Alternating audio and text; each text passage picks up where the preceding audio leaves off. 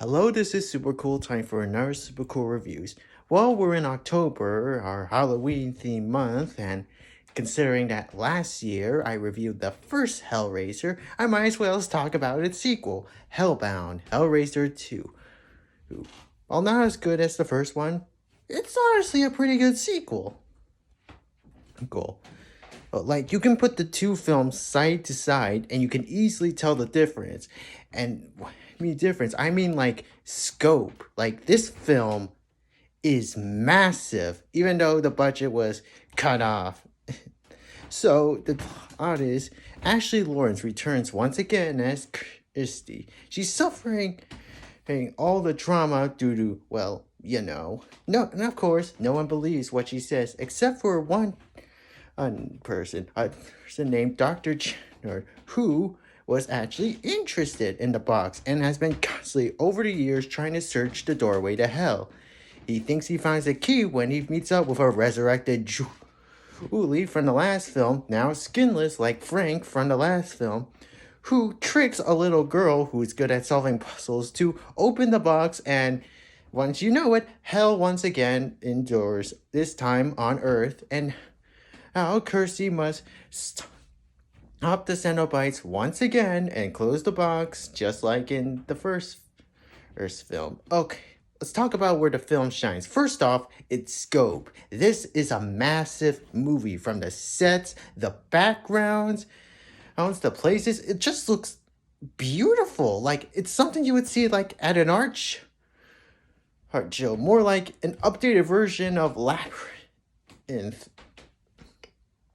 The music itself also gets a major upgrade. Christopher Young's score is even better here. It's a lot more grand. Like it's sort of like the final boss in a video game. The effects, once again, are really well done.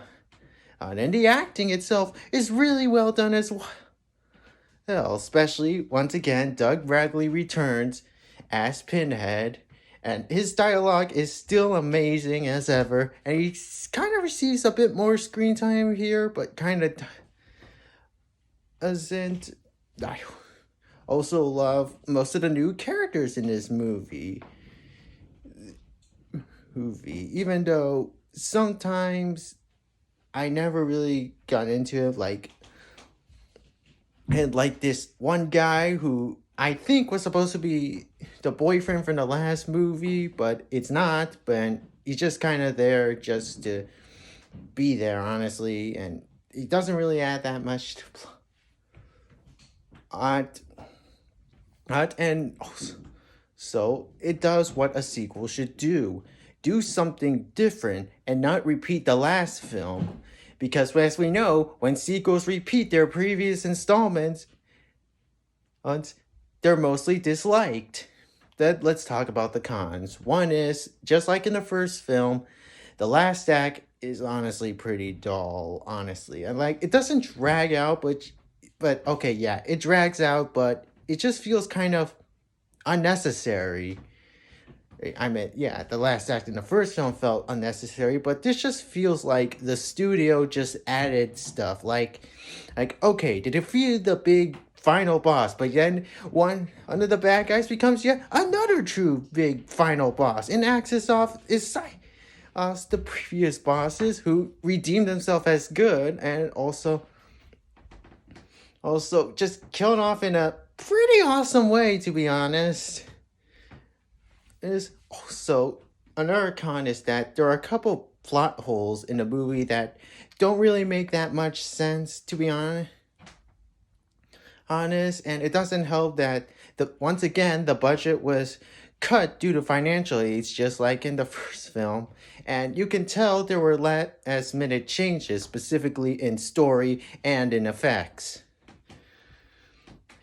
But overall, I think this is a pretty good sequel. I give Hellbound, Hellraiser 2, a 60 out of 100. This is super cool, signing off.